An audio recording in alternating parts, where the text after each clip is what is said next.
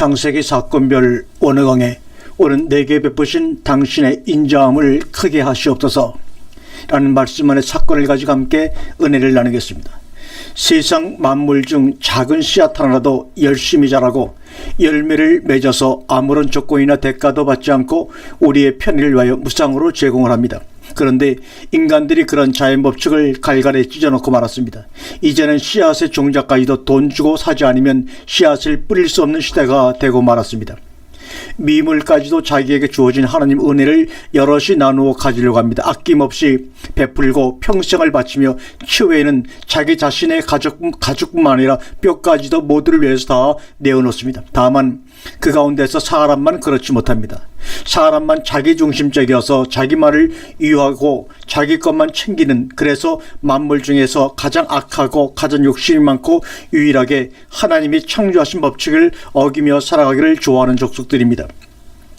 그래서 소 보고도 구원받으라 하지 않고 개나 돼지 보고 구원을 말씀하시지 않고 하나님께서는 오직 사람에게만 유일하게 구원을 받으라고 하지 않았나 하는 생각도 종종 해봅니다. 하나님이 창조하시고 만드신 우주의 모든 것들 중에서 사람만이 하나님으로부터 멀리 떨어져 나간 창조물이기 때문에 말입니다. 창세기 1장을 보면 하나님께서 6날 동안 여러 가지를 지으셨는데 첫째 날부터 공통점이 무언가면 모두가 공유할 수 있고 함께 나누어 가질 수 있는 그런 피조물을 지으셨다라고 하는 것입니다. 그래서 그런 것들에게 생육하고 번성하고 충만하라고 산복을 주십니다. 그리고 사람들에게는 생육하고 번성하고 충만한 그것들을 잘 보존하고 지키라, 정복하고 다스리라고 오복을 주셨지요. 그러나 이러한 모든 복들은 결국에는 일곱째 날 날복에 들어가기 위한 것임을 우리는 알고 날복 안에 들어가 하나님 아버지 안에서 거룩과 안식에 거해야 하는 것입니다. 창세기 2장 3절에 하나님이 일곱째 날을 복되게 하사 거룩하게 하셨으니 여섯째 날에 심지어 사람을 지으시고 그 사람을 자칼과 네케바 수컷과 암컷으로 만드셔서 거기서 많은 다수가 나오게 하십니다. 우리가 살고 있는 이 세상 만물을 보면 하나님께서는 그 피조물 하나하나에게 당신의 특별한 은혜를 주십니다. 민들레꽃 한 송이에도 하나님께서 은혜를 주셔서 그것이 가을이 되어서는 온 사방에 씨를 흩뿌리는, 그래서 다음해에는 온 누리에 민들레꽃이 만발하게 하는 그런 공유의 은혜를 하나님께서 만물들에게 다 주셨습니다. 봄에 농부는 한 포기의 벼를 심는데 그 한 포기가 가을에는 베가의 벼를 수확합니다. 다시 말하면 일대백으로 확신되는 은혜를 하나님께서 주신 것입니다. 하늘의 나라를 심으면 여러 사람이 나누어 먹을 수 있는 공유의 은혜를 얻게 되지요. 하나님께서는 세상의 모든 사람들에게 자기 은사를 주시고 특별한 은혜를 주십니다. 그래서 어떤 사람은 자기의 은혜를 여러 사람에게 흩뿌려서 많은 사람이 혜택을 잊게 하는 그런 사람이 있는가 하면, 어떤 사람은 남의 것까지도 욕심으로 빼앗아서 자기 것으로 삼고 그것을 부리려고 생각하는 그런 수전노들도 있습니다. 은혜는 은혜이기 때문에 공유해야 합니다. 이 세상에 존재하는 모든 피조물들을 포함해서 사람에 이르기까지 그분이 창조하신 목적은 공유하라고 주신 것입니다. 우리 교회는 하나님의 말씀을 공유하자는 목적으로 모인 것이고, 우리가 이렇게 영상을 통해서 여러분과 은혜를 나누는 것도 하나님 말씀을 함께 온 누리의 모든 사람들이 공유하자는 목적입니다. 그래서 때로는 멕시코에서, 러시아에서 정말 생각지 못한 분들이 숨어서 이 말씀을 듣고 이 은혜를 나누고 있습니다. 세계 기독교가 하나가 되려면 성경이 하나가 되어야 한다는 지론을 저는 믿습니다. 성경이 하나 되면 교회가 하나 되고 한 하나님을 믿게 되고 한 축복을 받게 될 것입니다. 오늘 19장 21절에 그가 그에게 이르되 내가 이 일에도 내 소원을 들었은즉 너의 말하는 성을 멸하지 아니하리니, 여기서 중요한 것은 이 일에도 감라다바르 하제, 이 일이 뭐냐, 내가 말하는 그 성을 들담고 멸하지 아니할 이 일에도 포함시킨다는 말입니다. 롯의 말과 하나님의 해석이 다릅니다. 롯은 지금 자기를 위해서 소활성을 변명하고 있는 것이고, 하나님은 그 변명 속에서 소활성의 구원을 생각하시는 겁니다. 여러분, 구원이라는 것이 뭡니까? 믿지 않아 구원 아닙니까? 작은 것, 하자는 것 구원 아닙니까? 여러분들이 이 방송을 왜 들으십니까? 잘나서 들으십니까? 똑똑해서 들으십니까? 자기가 최고라는 것을 드러내려고 하십니까? 믿지아르이기 때문에 오셨습니다. 그 믿지아르를 하나님 이렇게 돌보고 계신 것입니다. 이 일에도 내 소원을 들었노라. 내가 말하는 성이 어떤 성입니까? 바로 믿지아르 성입니다. 그래서 그것을 하나님께서 멸하기로 작정하셨는데 히브리어에서 이 레비트 아니하리나 라는 강한 부정어입니다. 로라고 하는 부정어보다 더 강한 것이 바로 레비트입니다. 절대로 안 되는 겁니다. 결단코 내가 멸하지 않겠다는 것입니다. 그러면서 하나님이 뭐라고 하십니까? 창세기 10장 22절에 그리로 속히 도망하라. 내가 거기 이르기까지는 내가 아무 일도 행할 수 없노라 하였더라. 그러므로 그 성 이름을 소알이라 불렀더라. 아무 일도 내가 행할 수 없노라. 아무 일도 로 유칼 라스트 다발.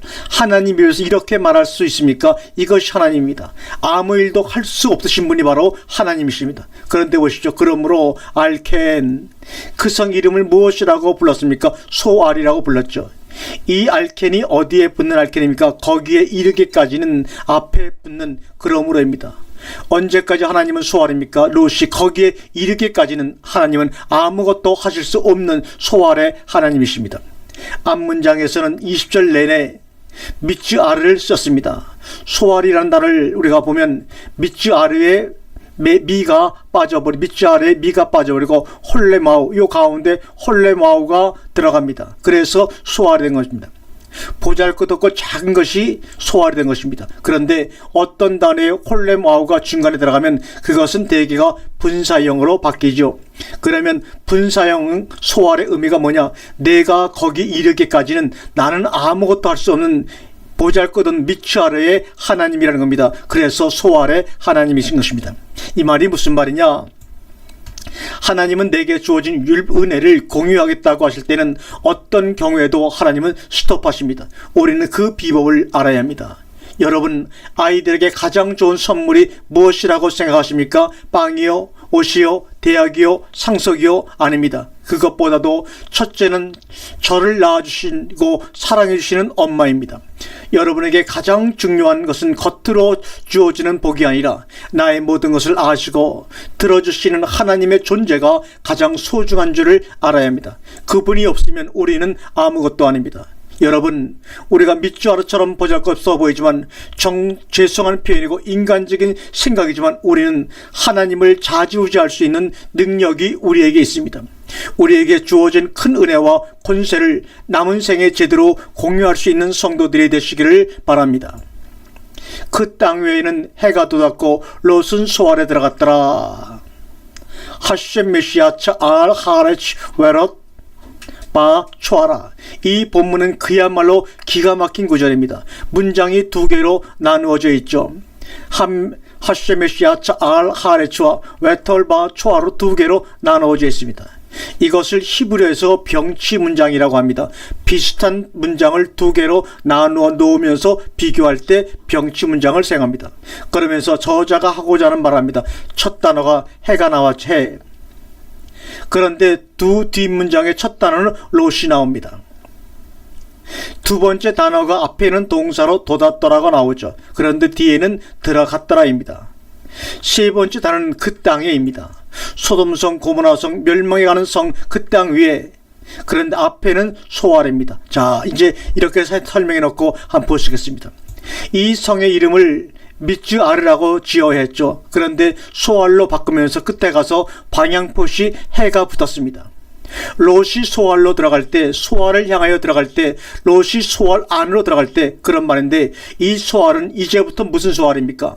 보잘것없는 미천한 성 소알입니까? 아니죠. 하나님이 함께 계시는 소알이 되었습니다. 소알의 하나님이 롯과 함께 그 성으로 들어간 것이지 롯이 혼자 그 성으로 들어간 것이 아닙니다. 그래서 오늘 본문은 보잘것없다는 믿지아르라고 하는 미임이 붙은 명사와 홀렘 와우가 붙은 소알을 구분해서 말하고 있습니다. 미가 떨어지고 홀렘이나 홀렘 와우가 붙은 소알은 이제부터 소알 하나님이십니다. 우리가 바로 소알입니다. 그래서 저는 이 소알을 우리말로 풀어서 속알 혹은 씨알이라고 했습니다. 우리는 하나님의 속알이자 씨알입니다. 그래서 외면하면 안 됩니다. 모르는 체 할 수가 없습니다. 버려둘 수가 없습니다. 소알의 하나님을 잊지 맙시다. 그리고 그 하나님을 공유해야 합니다.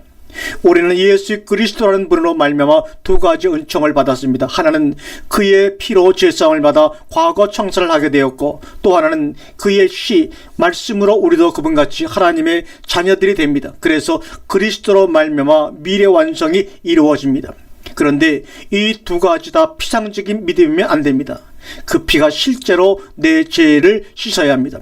그의 씨 말씀이 실제로 내 속에 떨어져서 그분과 같이 내가 하나님의 자녀가 되어야 합니다. 그러나 그렇게 하면 죄사함을 받는다더라, 혹은 그렇게 하면 하나님의 자녀가 된다더라 하면 안 됩니다. 우리가 지금까지 잘못된 신앙생활이 무엇인가 하면 그렇게 하면 되는 줄로 알았다는 것입니다. 소돔성 사건이 우리에게 주는 교훈이 뭡니까? 내일이 없다는 것입니다. 그런데 세상은 불확실한 내일을 철떡같이 믿고 삽니다. 소돔성에는 내일이 없습니다. 이미 그 다음 날은 소돔성이 다 무너지고 허허벌판에 소금기둥만 우뚝 서있는 광야가 되어버렸습니다.